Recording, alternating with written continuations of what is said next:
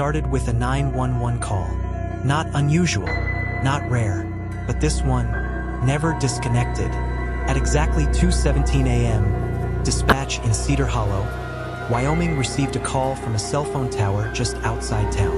There was no voice at first, just breathing, slow, uneven, like someone trying not to cry. The operator answered 3 times. 911, what is your emergency? Silence, then a whisper. He's still in the house. The line crackled. The operator asked for the address. The caller didn't respond. Instead, there was the sound of a door slowly creaking open. Then footsteps, heavy, dragging. The dispatcher tried to trace the location. The GPS signal placed the caller at an abandoned farmhouse on Briar Road. The problem? That house burned down in 1996. No one rebuilt it. No one lives there. Police were dispatched immediately. While officers were en route, the call stayed open, and they kept listening. Inside the dispatch center, everyone went silent, because through the speaker, they could hear movement, floorboards creaking, wind pushing through broken walls. Then, a child's voice, very faint. "Mom!" The dispatcher froze. Records showed the farmhouse fire in 1996 killed a mother and her 6-year-old son. No survivors. On the call, the breathing stopped, replaced by slow scratching, like fingernails dragging across wood. The dispatcher whispered into her mic, "Ma'am, are you still there?" A sudden bang exploded through the line. One of the officers radioed in. They had arrived, but there was no farmhouse, only an empty field, cold, silent, overgrown. The GPS still insisted the call was coming from the center of that field. The officer stepped out of his cruiser, bodycam recording, flashlight sweeping across tall grass. Nothing.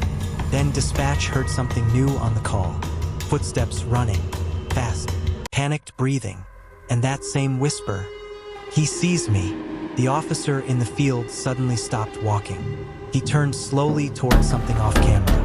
His body cam began to distort, static lines crawling across the image. Dispatch asked what he saw.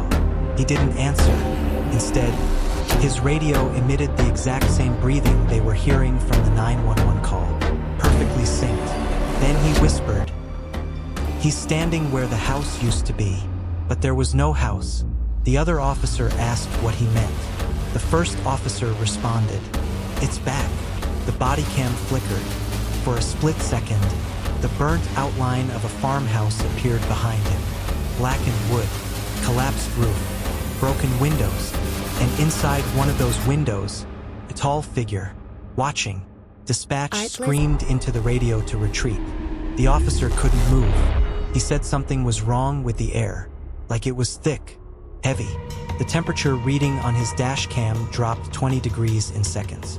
Frost formed on the cruiser windshield. Back at dispatch, the 911 call changed.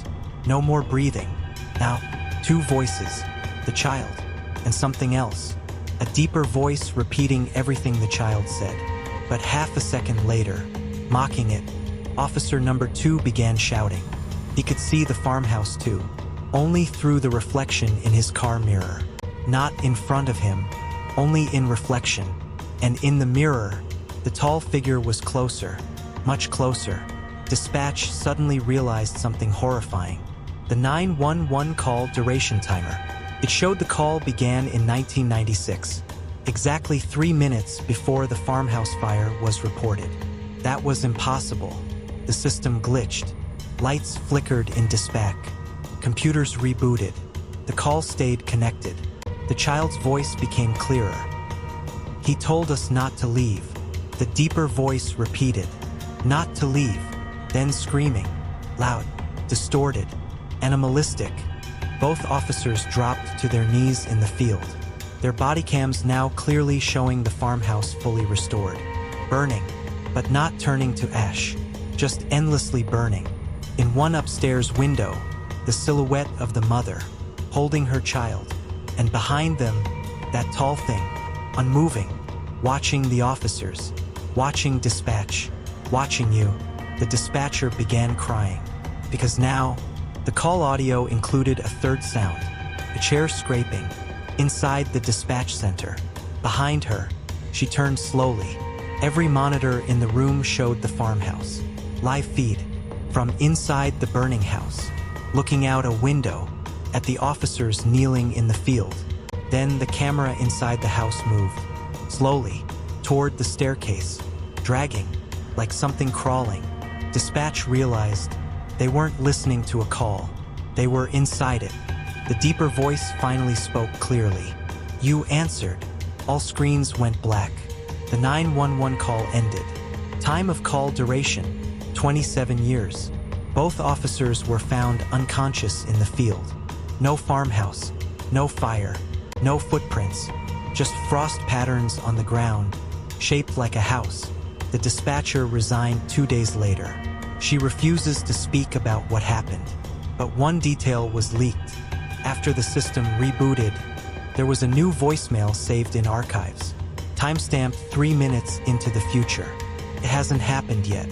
No one has listened to it, because the file name is your phone number. And tonight, at exactly 2:17 a.m., if your phone rings, do not answer, because some calls never end, and some houses are still burning, waiting for someone to pick up. This has been Magical Chronicles. If you enjoy real nightmare stories, subscribe, like, comment what you would do, and remember, never answer unknown calls at 2:17 a.m. We'll see you in the dark.